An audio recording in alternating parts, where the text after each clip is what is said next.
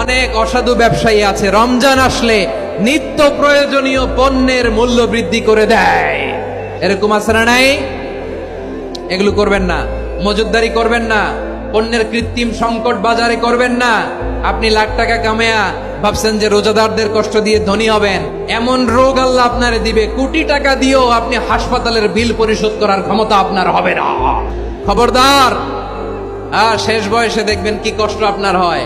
আপনি রোজাদারদের কষ্ট দিচ্ছেন, আল্লাহ আপনার সুখে রাখবে? আল্লাহর দোহাই লাগে আমার ব্যবসায়ী ভাইরা এটা করবেন না। আরব বিশ্বে আমরা দেখেছি, আরব বিশ্বের ব্যবসায়ীরা সারা বছরে ব্যবসা করে, রমজানে ভর্তুকি দেয়। আর আমার দেশের কিছু অসাধু ব্যবসায়ী রমজানে গলাকাটা ব্যবসা করে আর সারা বছর সইটার উপর দিয়ে চলে। চিল্লায় বলেন ঠিক কিনা? করবেন না, এটা করবেন না। নিত্য প্রয়োজনীয় পণ্যের মূল্য বৃদ্ধি করা হারাম, পণ্যের কৃত্রিম সংকট তৈরি করা হারাম, মজুতদারি করা হারাম, রোজাদারদেরকে কষ্ট দেয়া হারাম। এটা করবেন না।